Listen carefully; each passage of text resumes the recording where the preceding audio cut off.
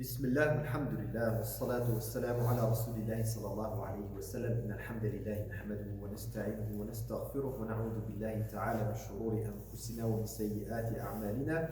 من يهده الله فلا مضل له ومن يضلل فلا تجد له وليا مرشدا. يا أيها الذين آمنوا اتقوا الله حق تقاته ولا تموتن إلا وأنتم مسلمون. يا أيها الناس اتقوا ربكم الذي خلقكم من نفس واحدة وخلق منها زوجها وبث منهما رجالا كثيرا ونساء واتقوا الله الذي تساءلون به والأرحام إن الله كان عليكم رقيبا. وبعد السلام عليكم ورحمة الله تعالى وبركاته. إخواني في الله عز وجل, my dear and respected brothers and sisters in Islam.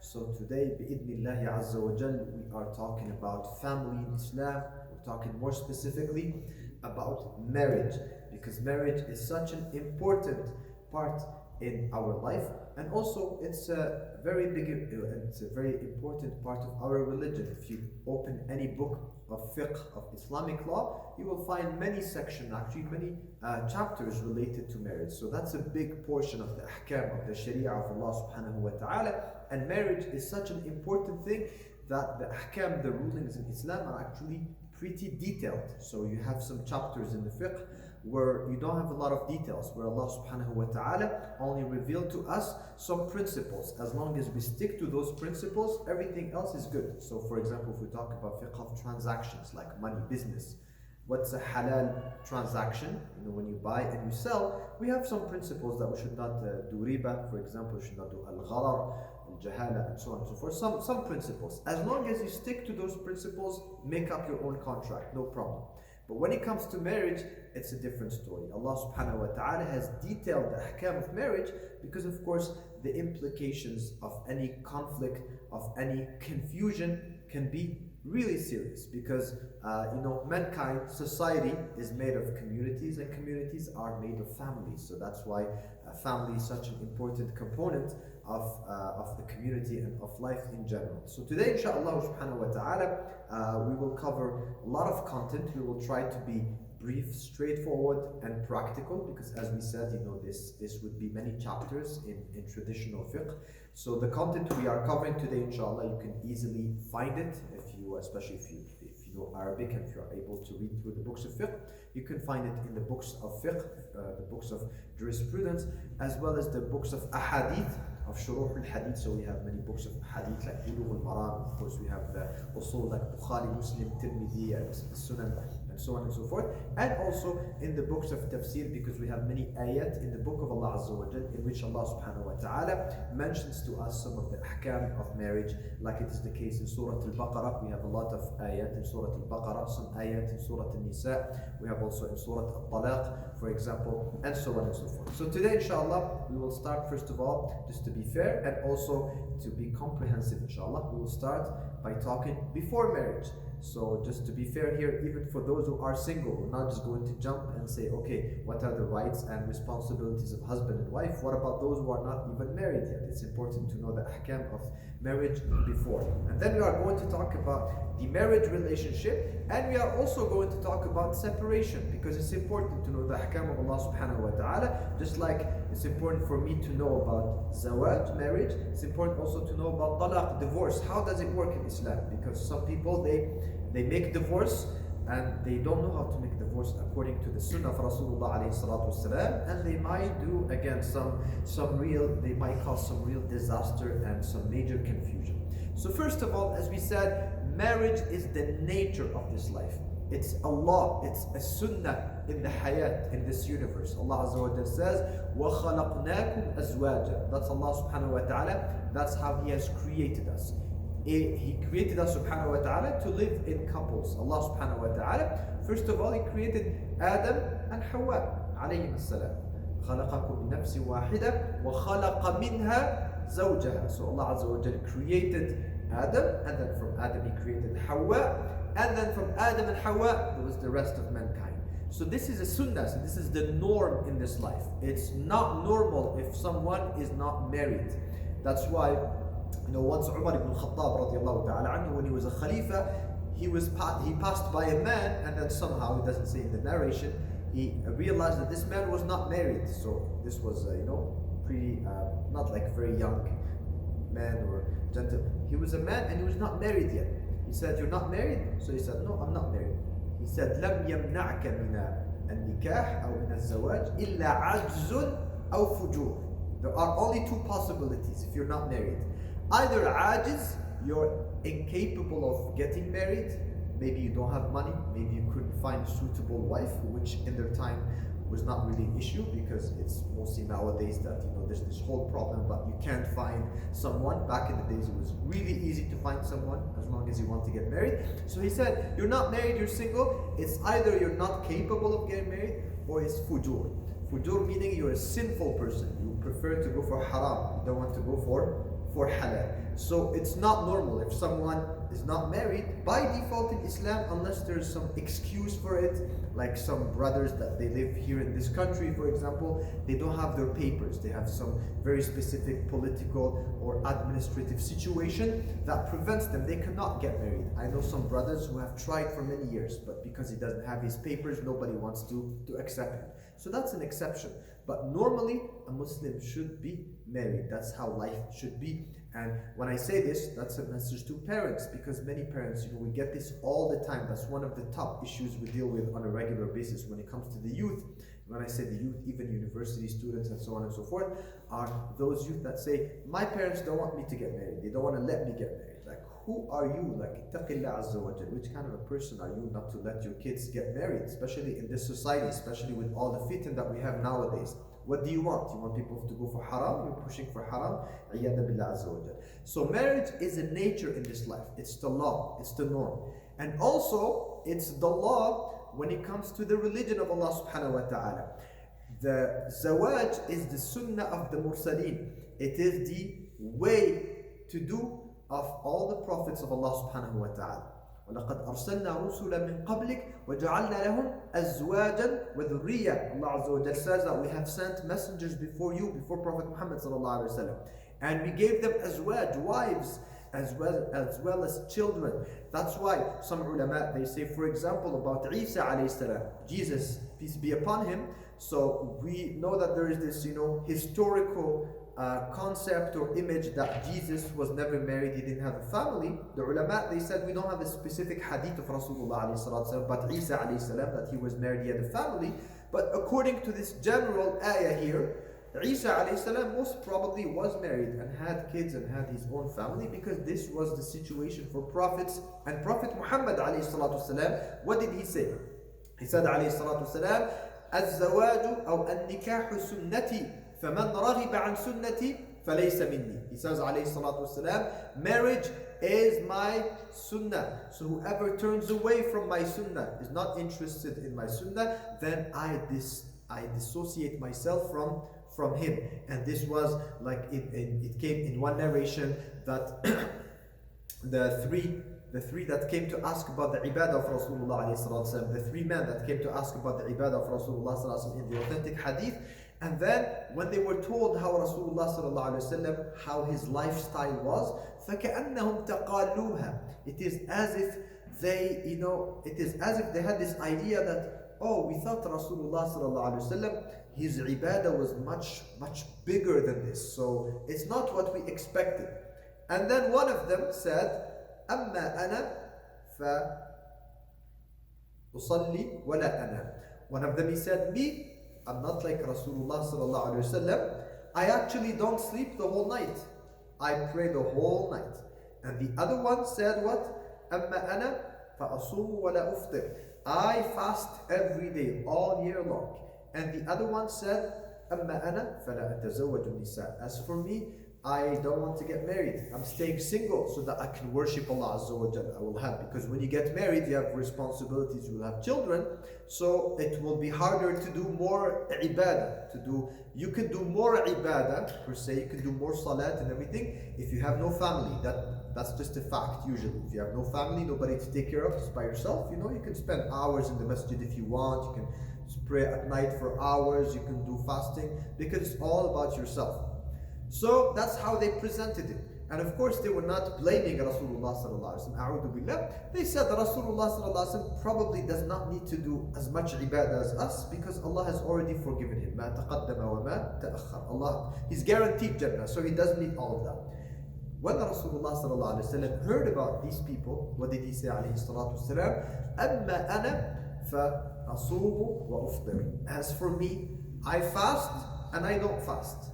So that's why Aisha radiallahu anha, she used to say, Rasulullah sallallahu alayhi wa sallam, how was his fasting? He would fast until we say he will never stop fasting.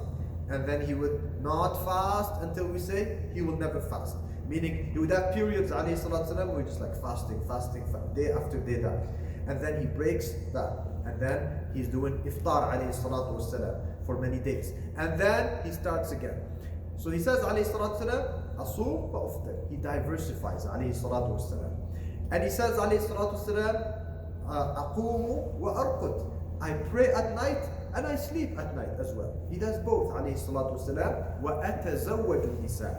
And I get married. I have wives. That's what he had alayhi salatu wasalam. So the way to do خير الهدي هدي رسول الله صلى الله عليه وسلم. The best way, the way of Rasulullah صلى الله عليه وسلم. That's why عليه الصلاة والسلام used to say also that we should get married. ولا تكونوا كرهبانية النصارى. And don't do like the rahbaniyah of the Christian people, of the Nasara. Those that who said what? We prefer not to get married because we want to be dedicated. We want to be pure. We want to be pious. We're just religious people. That's haram in Islam. If someone wants to distance themselves from marriage for this cause, that's haram. Because that's a bid'ah in the deen of Allah subhanahu wa ta'ala. Because they are worshipping Allah Azza wa Jal through a way that Allah subhanahu wa ta'ala never made it what? Legitimate for them. Worshipping Allah Azza wa Jal is not through cancelling the halal. Say, no, I don't need this anymore. And usually we all know, we saw what happens with the Nasara over time, right? Usually it's going to give what? The opposite effect. The person is going to stay, no, I'm staying away from halal, from marriage and everything. At a certain point, the nafs of the person can't handle this anymore, and then they're just going to open the doors to whatever, to the haram, to corruption and everything, because Allah Azza wa Jalla says, وَخُلِقَ الْإِنسَانُ ضَعِيفًا. And human beings, they were created weak. We are weak. And this ayah, or this portion of the ayah, that insan is da'if, is weak, this is in Surah An-Nisa, and this is in the context of the ayat about marriage. So it's very clear what insan is da'if about. Now, some brothers, sometimes they say, right, I want to be like that scholar. There's that, Shaykh, one of the ulama, Imam Nawawi, Imam Ibn Taymiyyah. They never got married, so I want to be like them. That's how they became ulama. How do we answer this? Number one, who should we follow? Rasulullah sallallahu alaihi wasallam. Religion is not following, somebody, even if it's a alim, a great alim, and I just want to be like him. Religion, before everything, is being like Rasulullah alayhi salatu wasallam as much as we can. He is our qudwa. Does that mean those ulama, they were wrong? Does it mean they were wrong? They did something wrong? They did not want to be like Rasulullah alayhi salatu wasallam? No, that's not blaming the ulama. They had their own context that means you do not know about. It doesn't mean when we read in their biographies that they never got married, that alim, some scholar never got married. There's some scholars that authored the book about the uzzab, the ulama that were single for all their life. They spent their life single. It doesn't mean that they had the intention of what? I will never get married. I'd rather be single. That was not their mindset. We don't know their situation. Maybe they were not able to get married. Maybe they were not able.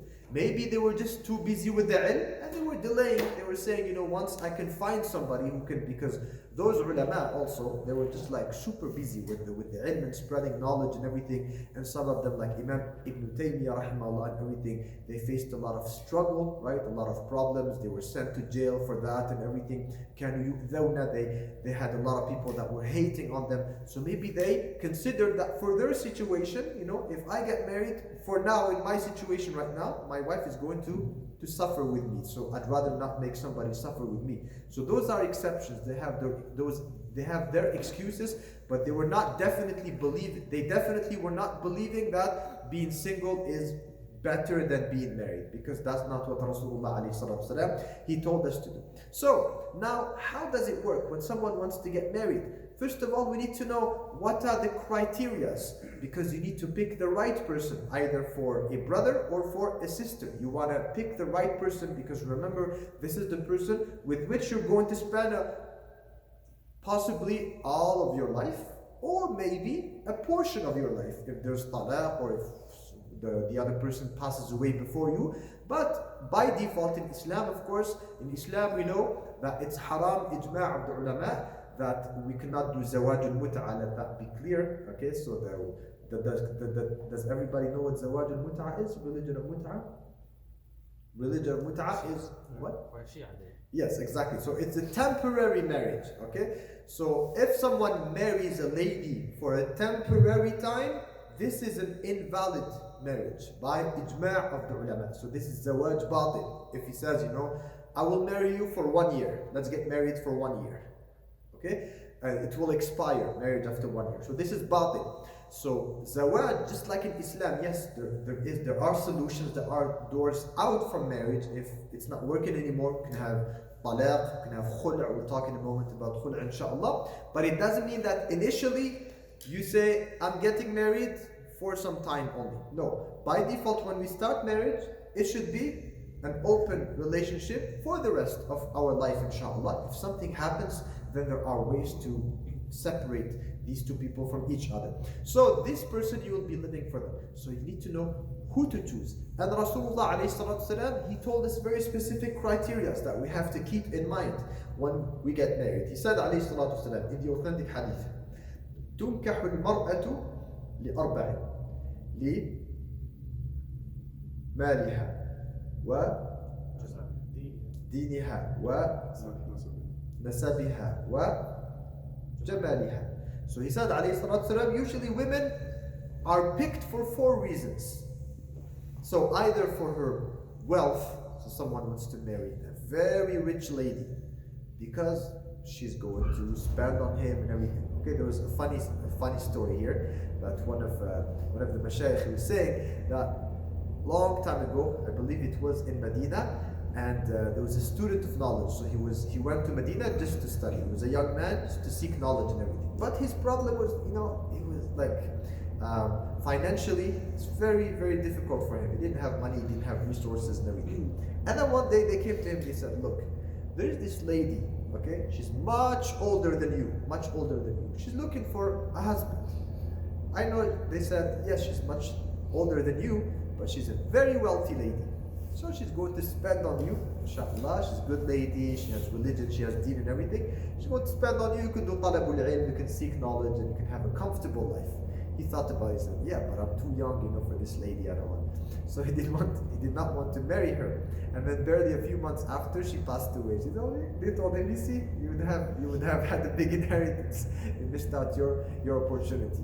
But here, some people, they marry a lady for her wealth. She's very wealthy.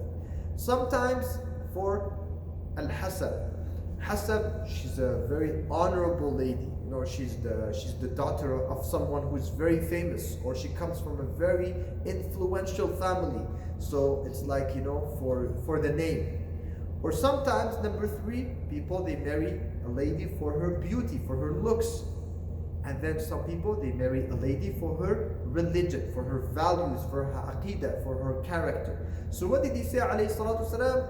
فَاظْفَرْ بِذَاتِ الدِّينِ تَرِبَتْ يَدَاكَ.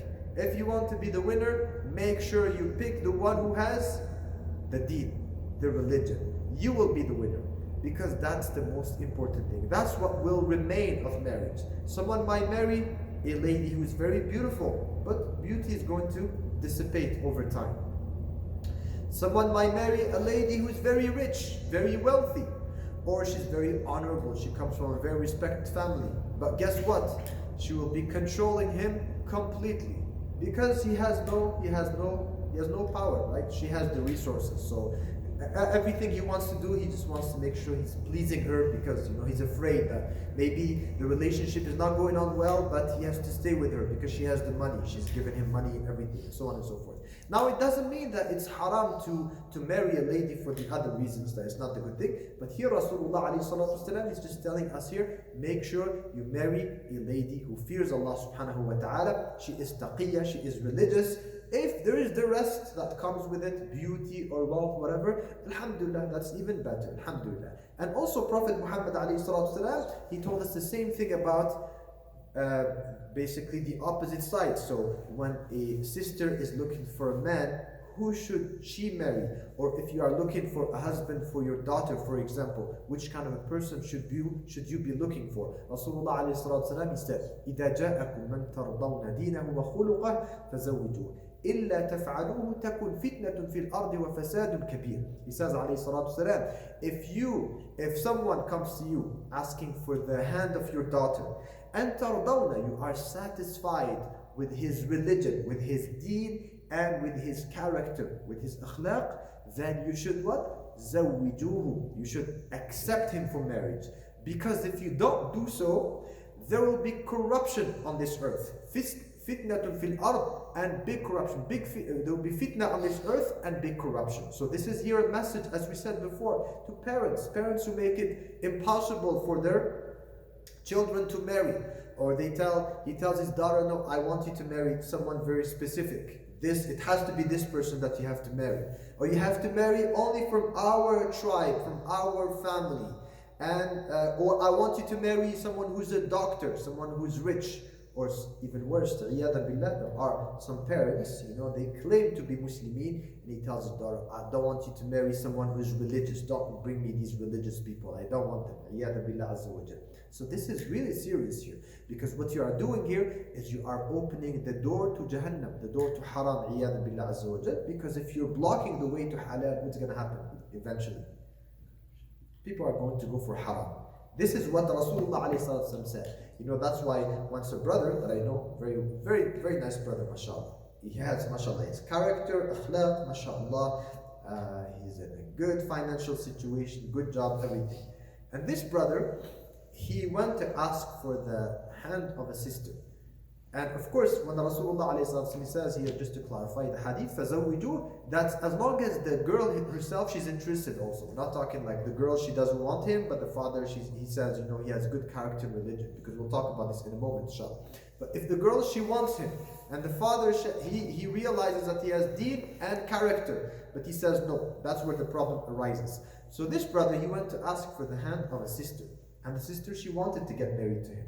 So he went and he spoke to her family and everything.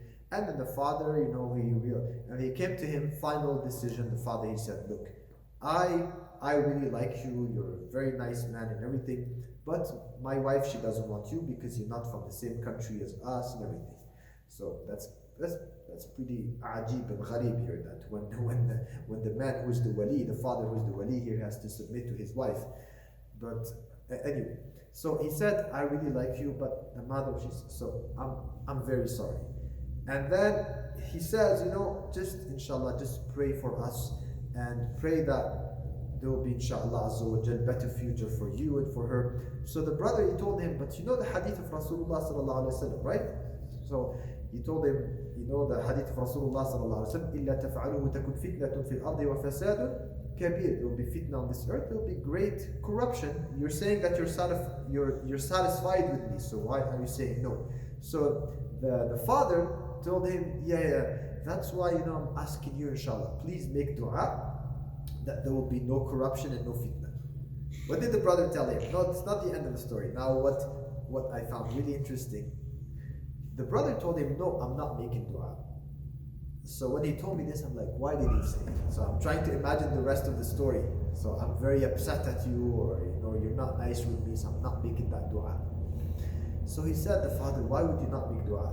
He said, because you want me to ask Allah to make something, basically to say that Rasulullah is not telling the truth. Rasulullah is saying there will be fitna, and you want me to say, Ya Allah, no, I want it to happen, something that it's not according to what Rasulullah said is going to happen. You see? So, and I don't want to go to too much details here, but we've had some, really, I've heard from trustworthy people, some very sad stories where this door was closed, and because the door to halal was closed, there were gates to Jahannam, gates to haram that were open, and those people will carry the responsibility, the parents, on the day of judgment when they will meet Allah subhanahu wa ta'ala. There are, of course, other criteria that were mentioned For example, if someone young is getting married, it's better for them to look for someone who is bikr, meaning someone who has never married before. That's ideal, it's not necessary, it's better.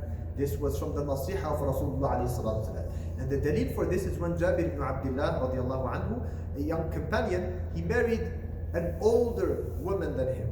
And she was already married previously. Him, it's his first marriage, he's just new. So what did Rasulullah alayhi salatu wasalam tell him?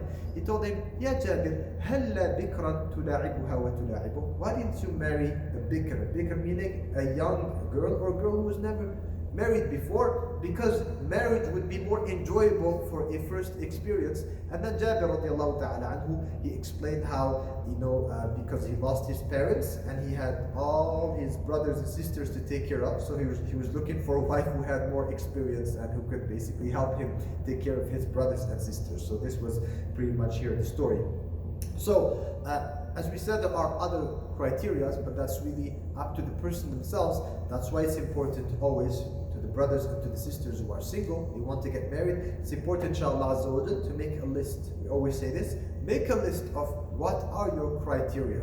What are the criteria, as we said, that are necessary, required? And that's what we said here, the deen and the akhlaq. These two here, it should be like, no, you're not flexible at all. The deen and the akhlaq of the other person. Then you have other criteria that are important to you, personalized. So someone might say, I'm looking for a sister or for a wife, inshallah, that comes from this or this country. That's normal, that's not jahiliyyah. Jahiliyyah is when we say, no, you cannot marry. It's haram, we won't allow you to marry someone from another country or from another ethnicity. That's different, that's jahiliyyah. But if they make up their own criteria, they feel they're more comfortable with some cultures, with some countries of origin, for example, there's nothing wrong with that. It's just a personal preference. You're free to pick who you want to marry. That should be very obvious. And then you add another list, number 3, which is you have some extra criteria that ideally it would be like this, but you're more flexible on them. Once you make that profile, then you can start looking for marriage, inshallah azza wa jal, because what happens with a lot of youth is that they want to get married, but they don't really know what they are looking for. So they say, Akhi, they come to the masjid, they look for brothers. Can you find me a sister? I want to get married. And then, what are you looking for? Inshallah, just a good sister. But then when they are presented, they are told about some sister, oh, does she have this, or does she have that, or how tall is she? What type of a degree does she have? Oh, that's not the person I'm looking for. Well, make it clear for yourself and for others from the very beginning. Now, what happens if you find someone that you think is the right match, inshallah subhanahu wa ta'ala? First thing, of course, is you want to verify some information. You want to make sure, for example, make sure at least the person is not married. So sometimes someone hears about a person or just meets a person. Now, I want to get. Maybe the person is already married. Maybe they are in a situation where she is makhbuba. She's already engaged. Okay, so those people, of course, should be just like off the list. But if you find someone who you think is the right match, then we have to do our own investigation, right? To make sure that it's really the right person. How do we get information, you think? Who can tell us here a few ideas? How do you get information about the other person when it's someone you don't know? Because again, nowadays, the culture, like just 2 days ago or something, a brother was asking about this. Nowadays, the culture is you can just become boyfriend, girlfriend for 2 years, 3 years, and then if you think it's the right person, you end up getting married. We cannot do this in Islam because obviously this is haram. Every relationship outside of marriage is clearly haram. There's no discussion about this. There's no khilaf, no difference of opinion, no ijtihad. That's just like Islam. That's how it has been since the time of Rasulullah alayhi salatu wassalam.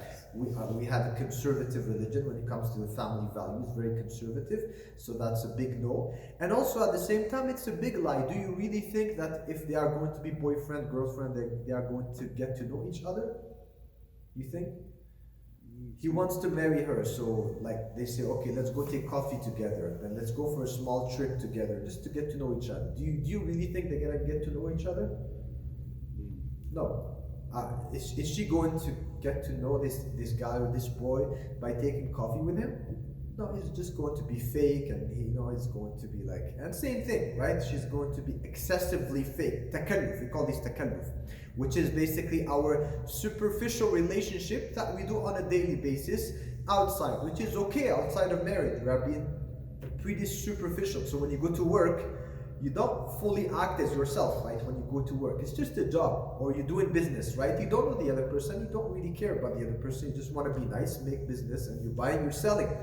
But that person doesn't have to know you like really deep and to know what your flaws are and everything. Marriage is a different story. Like you're living with the other person, you're gonna know every single detail of the personality of the other person. So you can't, like, if it's fake, it doesn't work. So it's haram for one, and for two, it's useless. So having relationship outside of marriage, before marriage, is not going to help. So how do we get to know the other person? What are some solutions? Yes. Barakallahu fik. So we ask people who know that person. Okay, you investigate through people who have already been in touch with them, maybe relatives, maybe their friends, maybe their neighbors. They're gonna tell you about the person, about their family. You're gonna find out, and it's normal. It's important to find out here. You're not spying on the person, because here we're talking about what's social, what's public. We're not trying to look what's in the heart of the person and so on and so forth, right? So it's important to know this person, their family, their past. Have they had any serious problems that can have an effect on your marriage, on your children in the future? That's all of this is important, inshallah subhanahu wa ta'ala. And when someone, by the way, ad-deenun nasiha, if someone asks you about someone else that you know for marriage, they say, what do you know about them, or what do you advise me? We have to be honest. We cannot lie. We have to say, this is not ghiba, this is not backbiting, this is not slander. Some people, they think that's how some people, they think, help your brother, akhi, just help him, so that he can get married, inshallah. So promote your brother. It's not about promote your brother, it's just about telling the truth. When we say telling the truth, it doesn't mean you have to reveal everything of that person, okay? So if someone comes to you and says, I want to marry, or my daughter wants to marry that brother. Who's your friend? Who's your neighbor? I know you see him all the time at the masjid. You've been with him for years. And you know that brother has some serious issues. You have dealt with him, and he doesn't say the truth, never respects his contract.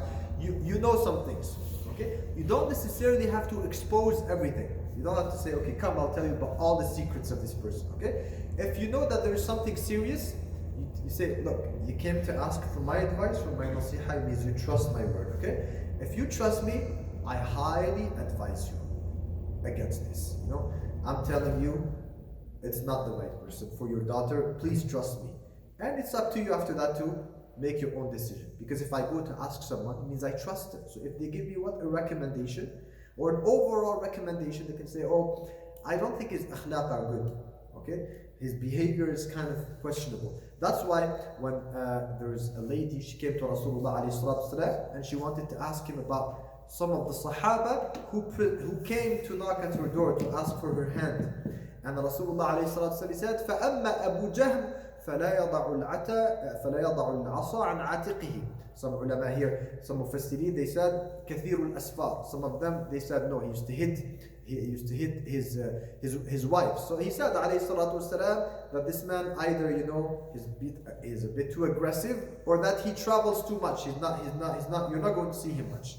وَأَمَّا مُعَاوِيَةَ فَصُعْلُوكٌ لَا مَالَ لَهُ. As for Muawiyah, the other man she asked about, he said he's a su'luk, he's a poor man, he has no money. So if you're okay with living with someone who doesn't have much money, you're going to suffer financially, it's up to you. She makes the final decision. But we have to be honest when we get our nasiha. So the brother, he said, we ask. Very good one. What else do we have? You can send your female family member to get some information, to have a meeting with her. So you can exchange. Nowadays we have a lot of communication tools, which is great, alhamdulillah. Of course we have to observe some ethics. It doesn't mean that everything, because nowadays the problem with social media, the people, they think it's okay, just like go pick, you can pick a girl like this, like hey, assalamu alaikum, interested for marriage, okay, how are you, and start chatting and everything. That's not the way we do it in Islam. But there's nothing wrong with using these tools to exchange some information with the other person, with taking some precautions. So one very good way that can be done, inshallah, is that you can do it. You can take a document like this and you write a profile about yourself and you ask, you say, here are my questions, that's what I want to know about you. And this is my profile, my priorities in life and my background and everything. You write a document, and ideally, if possible, inshallah, it's always better, especially for younger people, it's always better, inshallah, if you can send it through someone. What do we mean here, through someone? Obviously, by default, that someone should be what? One of her maharim. So that's the greatest thing. That's the greatest way of doing things, is to get in touch with the sister through her maharim, her mahrams. Mahram is not the wali. Wali is a specific person. Mahram, there are many. So as a first step, you don't necessarily have to go see her wali. Her wali is her father. Maybe her father is not here. He's abroad. He's working. Maybe her father, sometimes, some fathers, they might sound very scary or a bit, difficult to deal with right away. So it can be one of her maharim. That can be her brother. That can be her uncle, for example. So all of these are her maharim. So you go and you say, I'm interested in marrying your sister, for example, and you're going to exchange letters. That's the first step. Why the first step? Because you want to verify some information. Because maybe sometimes you don't have to talk to the person. Sometimes just by having some information about the other person, you're going to know, no, this is not the right person for me, or she's not, or I'm not what she's looking for. So it's not going to work out. There's no need, taking this further.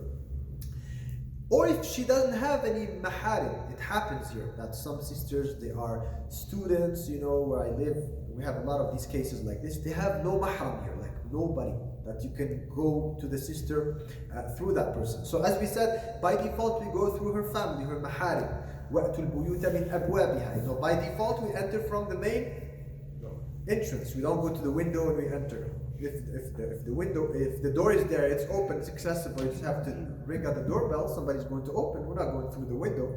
Now emergency situations, that's different. If the door is not working for some reason, then we can go knock at the window, maybe, Allahu A'lam. So what are the other alternatives? There are other alternatives. What I'm trying to say here is that it's not just like, okay, let's go on Facebook and just like chat. Let's talk about marriage. Because this can be what? Slippery slope. It can be khutuwat of shaitan. It can open the doors, right? So it can be as simple as you go into a brother that one of your friends, and you know that he's married. That's one of your friends, mashallah, you trust him, he's married. And you say, Akhi, there's a sister, I know that's her contact and everything. I would like to get in touch with her for marriage. Can I send you a document? And your wife, she sends it. So this brother and his wife, or it can be the brother and his sister. So the idea here, a brother and his mother. So the idea here is what? Is that you're going to have here somewhere in the link where it goes from a man to a woman, from the man's world to the woman's world, is going to be maharim. Okay? So either his wife or his sister or his sister, his daughter, his mother. So alhamdulillah, here the communication is done in a very clean way. Then after, if you're sure that alhamdulillah this looks like a very good person, you can have a meeting. You can meet this person. There's nothing wrong with meeting the sister, but that's once you're, of course, first of all, you have to be decided. You're really serious for marriage. You're not like, playing, I don't know if I want to get married or not. Number two, as we said, you يَغْلِبُ عَلَى ظَنِّكَ. You're almost sure, inshallah, that this has a high chance of working out. Because this is also related to the sunnah of an-nadar. What is sunnah of an-nadar?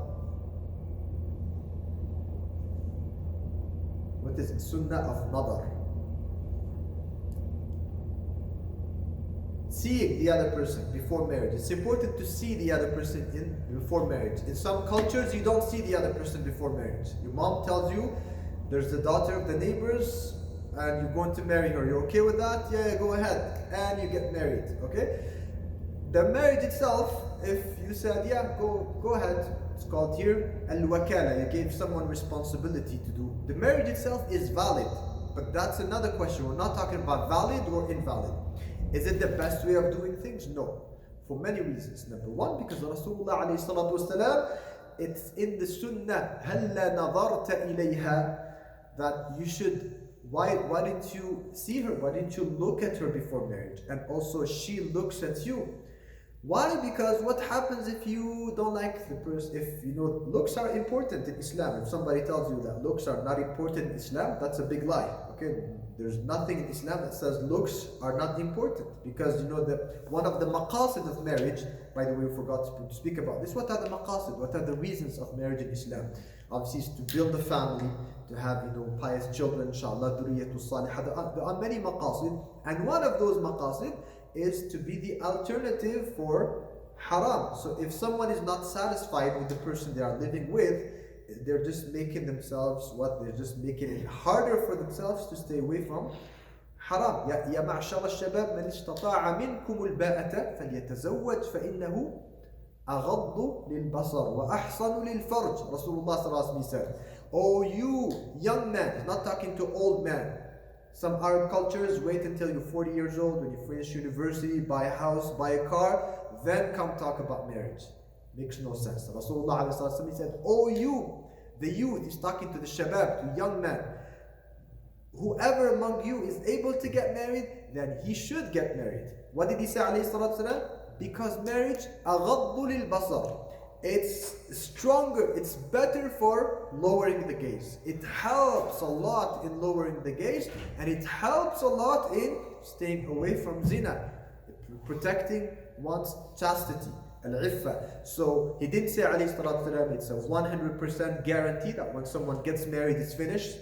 They have no more fitna. That's not true. But the fitna is greatly reduced. So you see here how Rasulullah ﷺ made something here related to غض البصر. So the ulama, they see that, another is a sunnah of Rasulullah ﷺ. And also because what's easier here? To look at the other person before marriage, or to say, no, let's just get married because my mom, she told me to get married. But then after marriage, you're not satisfied with the person. What happens if you're not satisfied with the person? What happens if someone, for example, marries a lady and he really doesn't look her, he's not attracted by her looks, which is, by the way, a relative thing. There's no such thing as, someone is ugly and someone is beautiful. Yes, there are darajat, but also it's a relative thing. So for some people, this might look like a very beautiful lady, and for someone else, no, it's not. So it's a relative thing. It's a rizq from Allah Azza wa Jalla. Everybody, كُلُّ مُيَسَّرٌ لِمَا خُلِقَ لَهُ.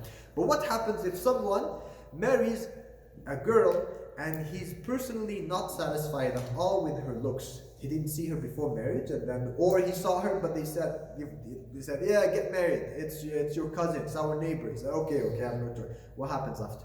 Problems in divorce. So either it's gonna quickly end into divorce. Okay, it's just gonna divorce her. So what's the point? Just look at her before, make up your decision, and just not get married if you're not interested. It's better than getting married to her than getting divorced, and she's going to become divorcee, mutallaqa. Or maybe he wants there to divorce because, again, to please my mom but what's going to happen here? Even worse. يَظْلِمُهَا. He's going to be unjust toward his wife because he doesn't like her, so he's going to mistreat her. He's not going to treat her well because he feels that he's not satisfied with his marriage. So that's not the right approach to do things. The sunnah of Rasulullah ﷺ is very clear. Is to look. But the ulama, they said, looking has conditions, as we said. Of course, the main condition here is that you're serious, you're decided about marriage. And number two, they said, the ulama, يَغْلِبُ عَلَى ظَنِّهِ. You're almost sure that this is doable. You can actually marry this girl. So if you know that for some reason or another, this girl, it's very hard for you to marry her, her parents will probably say no, or she's looking for someone of a very different profile than yours, then we don't have the right, because here this is nothing practical, basically. It has no consequence. Then, if they are interested, both are interested in each other, and you go and you talk to her father, you talk to her family, and they end up accepting, and so on and so forth. We have another step which is called al-khitbah. Al-khitbah is what they call nowadays the engagement.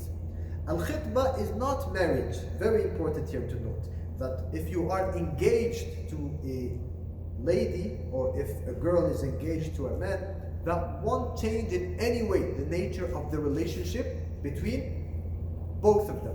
They are still ajnabi, they're not married, meaning they cannot date each other, they cannot, go out for coffee, for a trip. They're ajnabi. At any moment, one of them might change their mind. But what are the implications? Why do we have khitbah here? By the way, it's khitbah, it's not khutbah. Khutbah is for Jumu'ah. For what it meant, it's khitbah in Arabic language. So, what are the implications of khitbah? First of all, it's like, putting a sign, reserved. So, nobody should come here. Because Rasulullah ﷺ, he clearly prohibited us. And the Muslim يخطب على خطبة أخيه. You're not allowed to go propose to a girl who is already engaged to someone else. Once there is khitbah, you cannot come and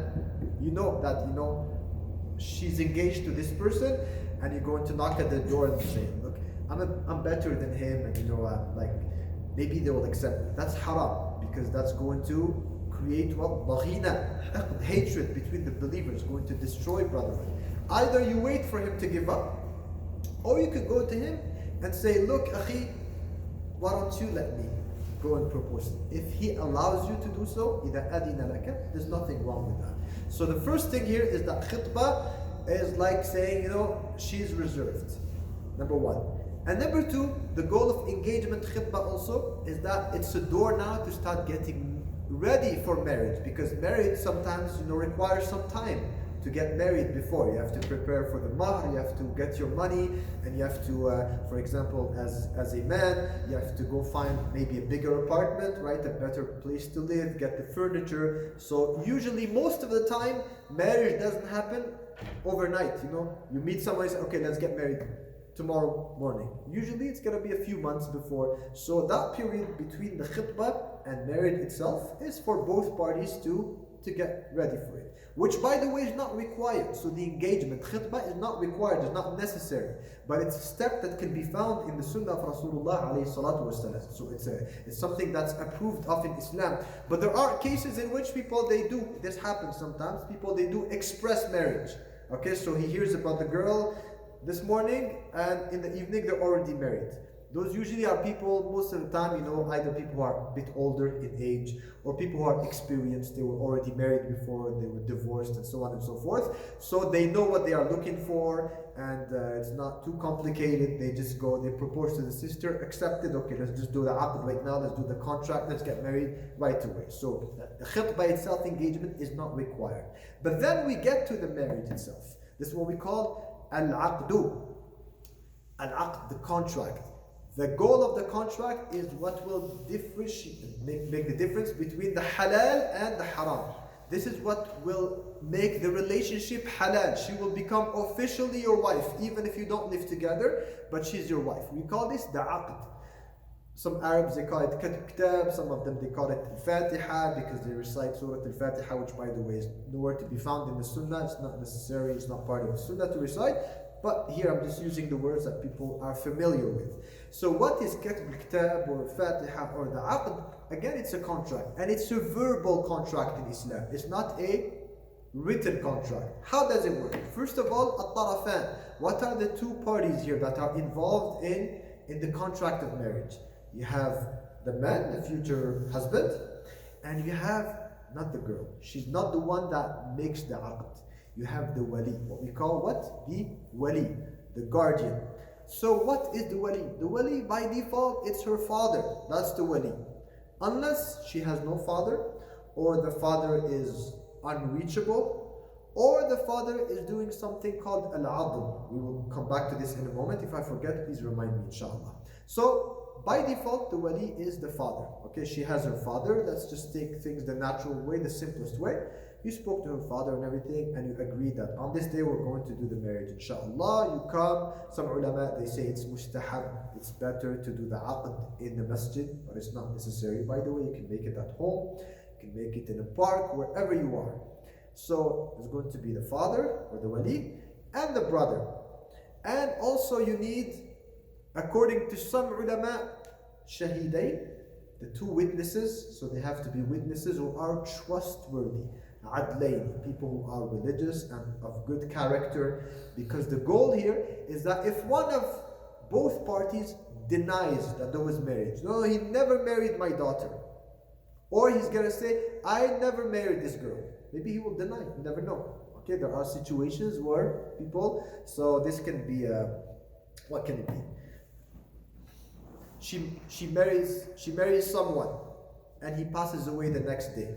Okay, he dies the next day, one day after marriage, and he was a very wealthy man, lots of money. Well, there's a big chance here someone from her family, from his family, is going to say, we don't know this girl. No, why? Because the inheritance. Inheritance, because she's going to take a big portion of the money. It's his wife, right? So there's a big chance here that someone is going to deny. No, we don't know her. Who she? No, she's not the daughter of our son. We've never seen this. So that's why we need what? Shahidain, two witnesses.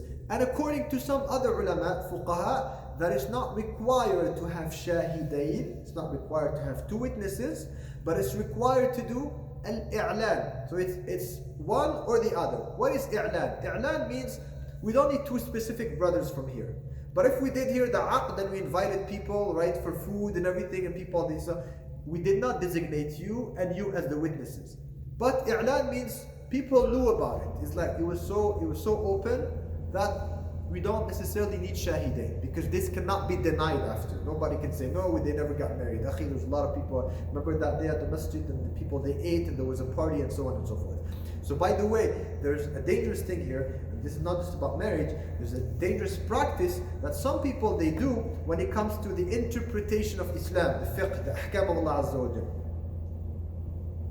It's called at-talfiq. You know what's a talfiq? Talfiq is cutting pieces of the words of the fuqaha, scholars of Islam, and their opinions, and you come up with a new piece, completely new piece. So if I take here this sheet of paper, I'm going to cut a portion of it, and I take here this table cover here, and I cut another piece, and I take a Kleenex, and I cut some of it, and I put all of them together like this with glue. It's gonna end up become something really weird, really strange. It's not a tablecloth, it's not a sheet of paper. So التلفيق باطل. It's not accepted in the deen of Allah subhanahu wa ta'ala, because the talfiq will give a new religion that has nothing to do with Islam. So listen, if we talk about marriage, we're going to talk in a moment inshallah about al-wali, the guardian. Wali is a shart, it's a condition, it's required for marriage to be valid.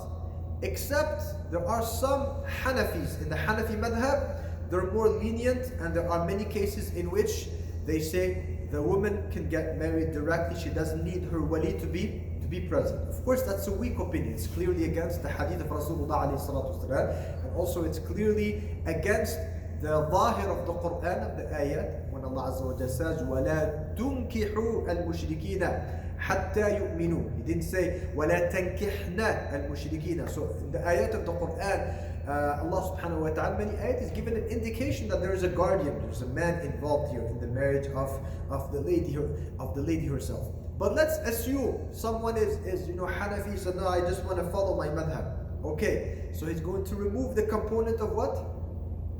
Wali. So imagine if I do talfiq, okay? Someone wants to do talfiq. He wants to like pick and choose and come up with a new picture. So, no, akhi, wali, guardian. No, there's a difference of opinion. You don't know. Many scholars, they said wali is not required in Islam. And then, okay, all right. Witnesses, no, akhi. Many scholars, they said we don't need two witnesses. No. I'lan, making public announcement. No, akhi. There are many scholars, they have their dalil also. They said public announcement, what? Is not required. What do you have in the end? You have a guy and a girl, secretly away from people's eyes. He's going to give her an amount of money called mahr, and he's telling her what? Our relationship is halal. Okay? So you know what that's called. So that's not marriage. You see? So we cannot do talfiq in the shara of Allah Azza wa Jalla. The ulama, they say, man tatabba'a rukhas al-ulama'i tazandaqa. the one who follows, picks and chooses the rukhas meaning, no, it's halal according to him. Oh, it's halal. If I go and look for the easiest opinion everywhere, no, they said, when he said also it's halal, he said it's halal, I'm going to come up with a new religion, nothing to do with Islam. It's called Zandaqa. I'm going to leave Sharia completely. I'm leaving Islam, right? So the ulama always, those who said that you don't need two witnesses, well, they said you need what? I'lan.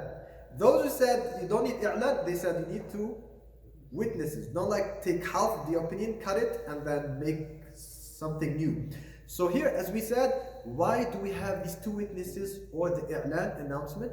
Is first of all to preserve the rights, because nobody can deny, and also because Rasulullah sallallahu alaihi wasallam, he told us to a'linu nikah, that nikah should be something public, because you want to promote marriage. You want to make marriage what? Something that's good, that people they look up to, people they want to get married. You want to give a good example, because it's halal. Halal should be what? Should be open. It's not like nowadays. Nowadays, what are they doing nowadays? What do they want to do nowadays? When they want to liberalize societies, including in Muslim countries, what are they trying to do? They want to make the haram open. They want to promote it, right? And they want to tell you, be proud of showing your haram. Just put it in people's face like this, right? So that it becomes the norm, and that people they look up to. And on the other side, what happens also? They want to, as much as they can, they want to lower the halal. They want to push the halal to a corner where it's going to become, you're going to be ashamed of doing. So, for example,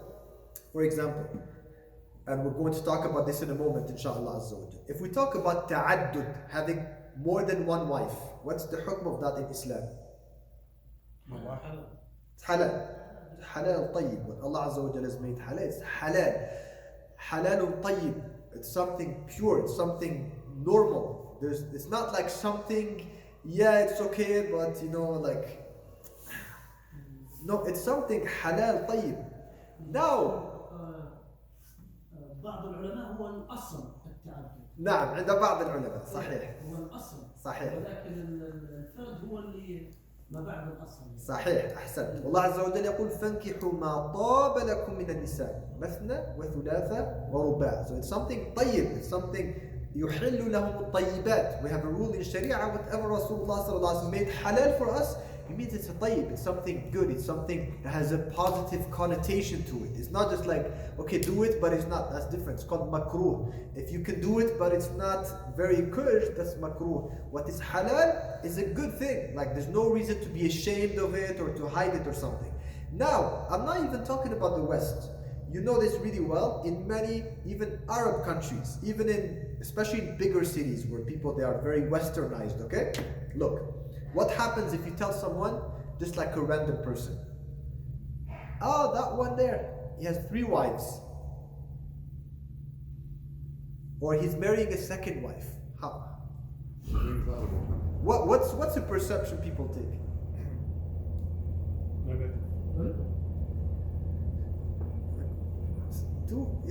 He's marrying a second one, like why?